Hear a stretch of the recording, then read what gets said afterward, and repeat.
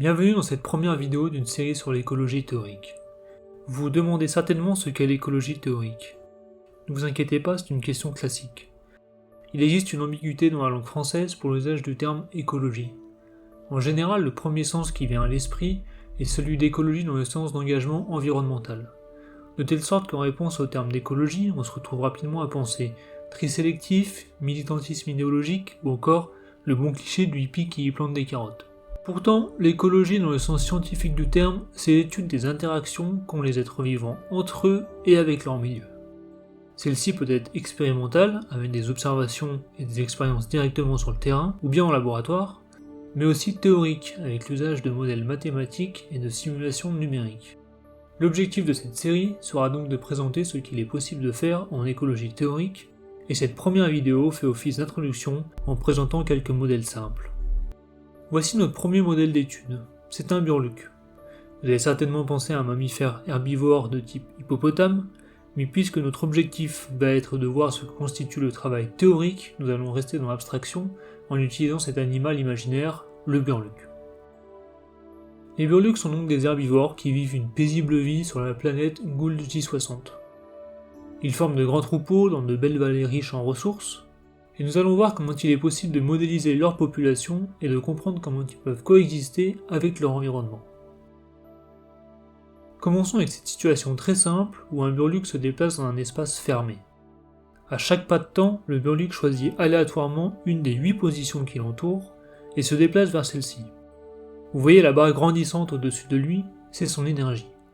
Pour le moment, elle augmente automatiquement au cours du temps.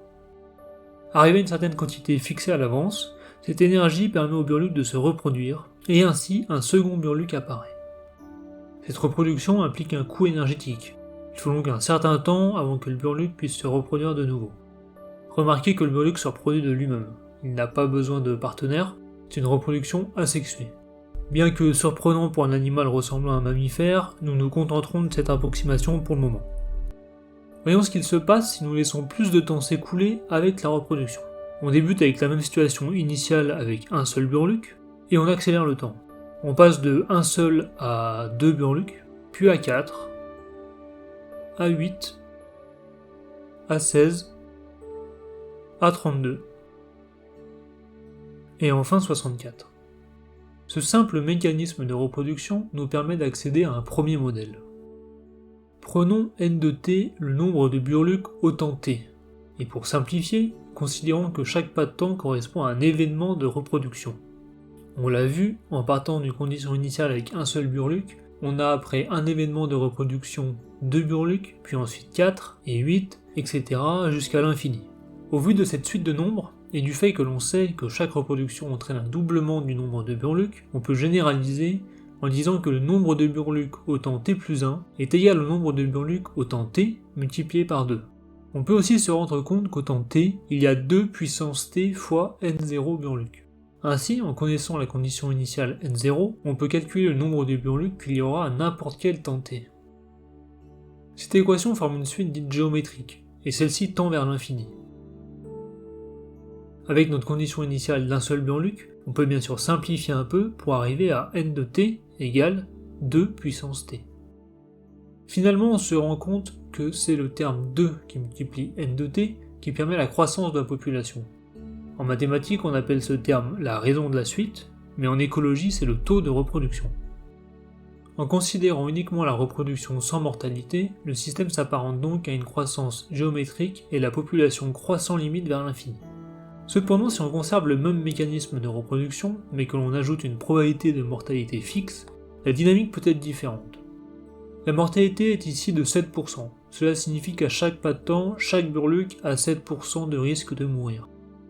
Les burlucs ayant tous le même gain d'énergie, la reproduction est quasiment synchronisée entre tous, et on l'a vu, à chaque fois le nombre de burlucs est multiplié par 2. Mais durant le gain d'énergie pour se reproduire de nouveau, la mortalité réduit la population, ce qui produit cette dynamique en dents de scie. Au final, avec cette mortalité de 7%, on voit que le nombre de burlucs dans le temps semble se maintenir autour d'une moyenne stable, malgré une certaine variabilité. La compensation entre la reproduction et la mortalité semble donc stabiliser le système. On vient donc d'introduire un nouveau paramètre, la probabilité de mortalité. Regardons plus en détail son impact sur la dynamique du modèle. Tout d'abord, voici 10 simulations avec une probabilité de mortalité de 7%. On réalise qu'en fait, la stabilité du système n'est pas toujours assurée et qu'il y a un certain risque que tous les burlucs finissent par s'éteindre.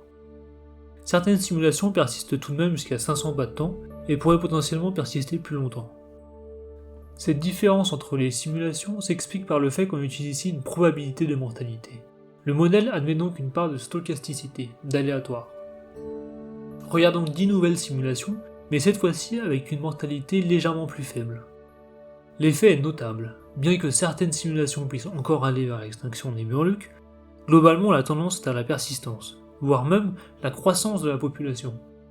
On retrouve bien cette dynamique en dents de scie de la reproduction synchronisée de la population, alors que la mortalité agit à chaque pas de temps. Pour mieux cerner la relation entre reproduction et mortalité, simplifions un petit peu le modèle. On considère maintenant que la reproduction agit de la même manière que la mortalité.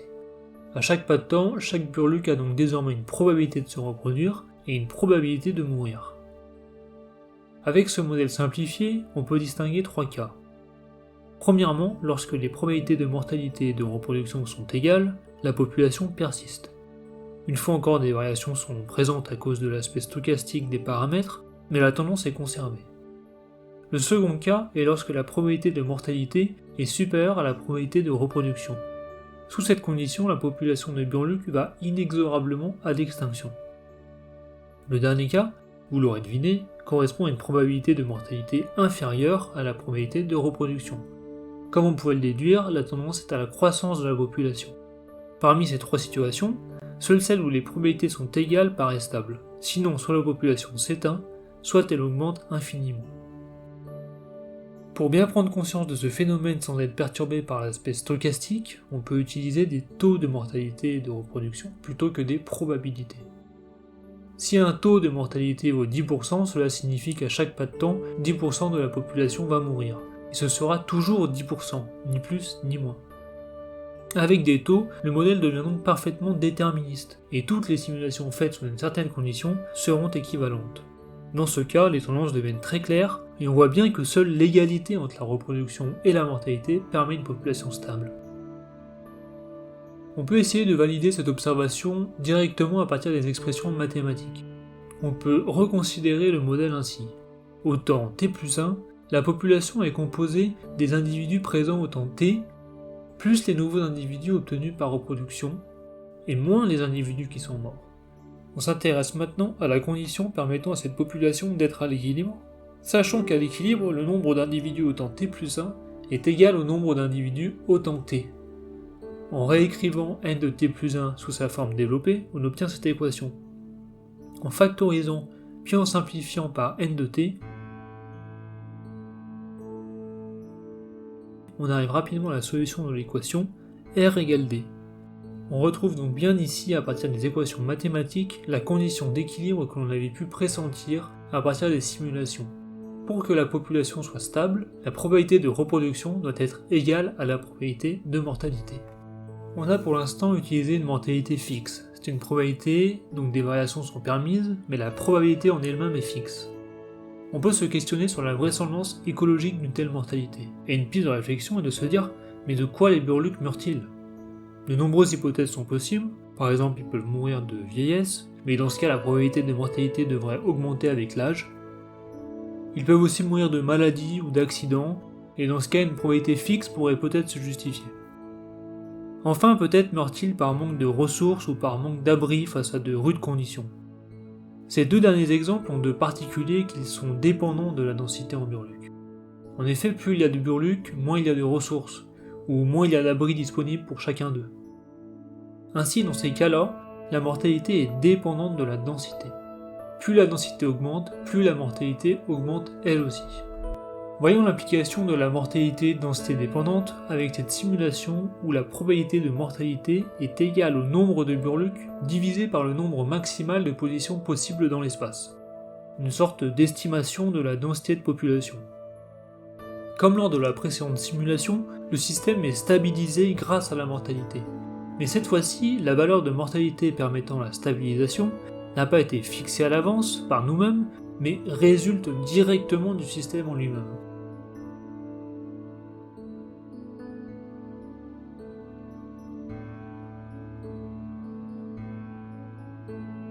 Une fois encore, passons à mathématiques pour bien saisir ce qu'il se produit. On a donc notre équation correspondant au modèle qui prend en compte la reproduction et la mortalité. La nouveauté est que le paramètre déterminant la probabilité de mortalité est maintenant lui-même dépendant de la densité de la population de burluques.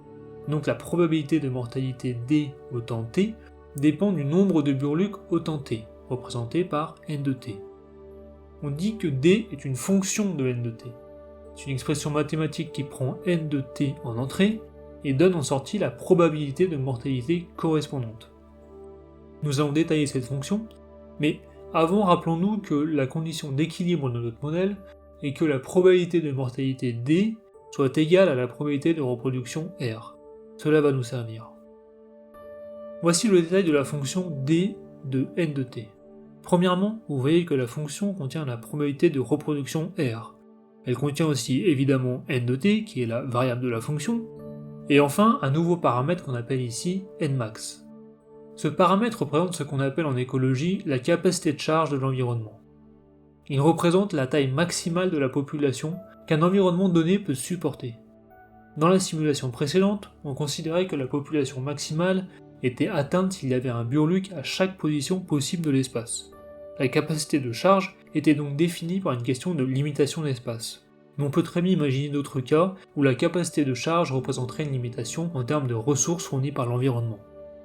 Ce qui est important de bien considérer ici, c'est de remarquer que nmax divise n de t, et c'est le résultat de ce ratio qui va déterminer si la probabilité de mortalité est inférieure, égale ou supérieure à la probabilité de reproduction. Regardons ces trois cas en détail. Premièrement, imaginons que la population au temps t soit d'une taille inférieure à la capacité de charge, donc que n de t soit inférieur à nmax. Dans ce cas, n de t divisé par nmax est inférieur à 1, et donc d de n de t est égal à r multiplié par un nombre inférieur à 1. Le résultat est donc plus petit que r.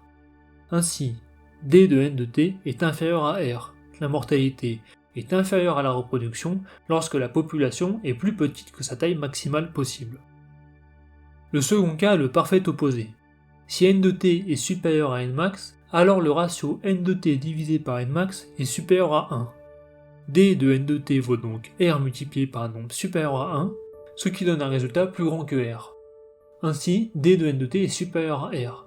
La mortalité est supérieure à la reproduction quand la population a une taille supérieure à sa taille maximale possible. Enfin, vous connaissez bien le dernier cas, c'est celui où n de t est égal à nmax. Dans ce cas, le ratio n de t divisé par nmax vaut 1, et donc d de n de t vaut r multiplié par 1, soit r. Ainsi, la mortalité est égale à la reproduction lorsque la taille de la population est égale à la taille maximale possible. Et c'est là que le rappel de la condition d'équilibre nous est utile. On sait que la population est à l'équilibre quand d égale r, et on vient de démontrer qu'en considérant d comme une fonction de n de t, cette condition était atteinte quand n de t est égal à nmax. Finalement, on peut voir de ces résultats que si n de t est inférieur à nmax, la population va croître, si n de t est supérieur à nmax, la population va décroître, et si n de t est égal à nmax, la population est à l'équilibre. Maintenant que l'on a saisi le fonctionnement de la mortalité densité dépendante, en incluant le paramètre de capacité de charge nmax, retournons aux simulations pour voir son application. On choisit ici nmax égale à 100. À partir des considérations mathématiques précédentes, on sait que si n est inférieur à nmax, alors la probabilité de mortalité est inférieure à la probabilité de reproduction, et inversement si n est supérieur à nmax. Ces situations sont représentées par les aires vertes et rouges. Réalisons plusieurs simulations stochastiques avec des probabilités de mortalité et de reproduction, et tout d'abord avec en condition initiale n égale 10. On voit que la population a une tendance à la croissance tant que n est inférieur à nmax. C'est normal puisque dans ce cas, la reproduction est plus forte que la mortalité. En revanche, lorsque la population commence à être plus grande que la capacité de charge nmax, la mortalité devient plus forte que la reproduction et la population a une tendance à la décroissance, jusqu'à ce qu'elle franchisse de nouveau la valeur d'équilibre nmax et qu'elle reparte à la croissance. Ainsi, la population oscille autour de la capacité de charge, et en moyenne, la taille de la population est égale à la capacité de charge. En multipliant les simulations, on voit que ce comportement est toujours respecté, malgré les variations stochastiques. On peut changer la condition initiale et commencer les simulations avec n égale 200, soit 2 fois la capacité de charge nmax, et dans ce cas, il y a une forte décroissance initiale pour ensuite venir osciller de nouveau autour de l'équilibre comme précédemment. On peut une nouvelle fois utiliser des taux plutôt que des probabilités pour la mortalité et la reproduction, pour visualiser les simulations produites par un modèle déterministe. Par le même processus, la taille de la population est attirée vers la valeur de la capacité de charge. Sauf que cette fois-ci, une fois que la capacité de charge est atteinte, le taux de reproduction est exactement égal au taux de mortalité. Il n'y a plus de stochasticité, et donc la population reste parfaitement à l'équilibre avec une taille égale à nmax. Bon, très bien, on a donc vu comment la compensation entre la mortalité et la reproduction mène à l'équilibre de la population, et en plus, on a vu qu'avec une mortalité densité dépendante, cette compensation provenait de la dynamique du système en lui-même, puisque la population va d'elle-même converger vers une taille où la mortalité sera égale à la reproduction. Cependant, on peut maintenant regretter que la reproduction, comme la mortalité, soit un peu arbitraire dans notre modèle. D'accord, la probabilité de mortalité est densité dépendante. Mais pour autant, on ne sait pas réellement pourquoi les burluts meurent. Et pour la reproduction, on sait qu'elle se produit lorsqu'un certain seuil d'énergie est atteint, mais on n'a aucun mécanisme qui justifie ce gain d'énergie. Il serait donc intéressant d'avoir un modèle plus mécaniste. Introduire plus de mécanismes biologiques explicites dans le modèle permet souvent de gagner en réalisme, mais au prix d'un gain en complexité. Il y a donc un compromis à considérer lorsqu'on construit un modèle. Le risque d'un modèle ultra réaliste est qu'il soit aussi ultra complexe, et que finalement l'interprétation des résultats soit impossible. Commençons par introduire un mécanisme pour la mortalité. Une idée qui semble vraisemblable est de considérer que le déplacement du Burluc induit un coût énergétique. Ainsi, à chacun de ces déplacements, le Burluc perd un peu d'énergie, et si celle-ci arrive à 0, le Burluc meurt. La mortalité est donc maintenant liée à l'énergie du Burluc, comme la reproduction, et la perte d'énergie est liée à l'effort fourni par le Burluc pour se déplacer. De la même manière, essayons de fournir un processus pour le gain d'énergie. Bien qu'étant un animal imaginaire, vu sa corpulence, il est aisé d'imaginer que le Burluc est herbivore. Faisons donc en sorte que son gain d'énergie provienne de la consommation de végétaux. Regardez bien la barre d'énergie du Burluc. Lorsqu'il consomme une plante, elle augmente, et lorsqu'il se déplace, elle diminue à cause du coût énergétique du déplacement que l'on vient d'introduire. Le Burluc doit donc consommer suffisamment de plantes pour compenser le coût du déplacement. Mais lorsqu'une plante est consommée, celle-ci a ensuite besoin de temps pour repousser. Il y a donc un risque que le Burluc ne trouve pas suffisamment de ressources dans son environnement et qu'il meure à cause du coût énergétique de son déplacement.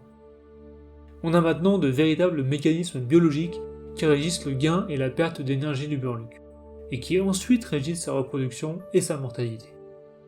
De plus, une nouvelle variable vient s'ajouter à notre modèle avec les plantes. En écologie, on dit que les plantes forment le niveau trophique des producteurs primaires, et les Burlucs le niveau trophique des consommateurs primaires. Vous êtes certainement plus familier avec le terme de chaîne alimentaire, et pour faire le lien, vous pouvez considérer que chaque niveau trophique constitue un maillon d'une chaîne alimentaire. Mais un véritable écosystème est en fait constitué de plusieurs niveaux trophiques, avec de nombreuses espèces pour chaque niveau, et l'ensemble forme un réseau trophique. Notre modèle simple est constitué de seulement 2 niveaux trophiques, qui sont en interaction l'un avec l'autre puisque les Burlucs consomment les plantes. Notre modèle gagne donc petit à petit en réalisme et en complexité. On pourrait en faire de même avec notre espace de simulation. Rajoutons quelques arbres et quelques rochers. Et voyons comment se comporte notre modèle à 2 niveaux trophiques.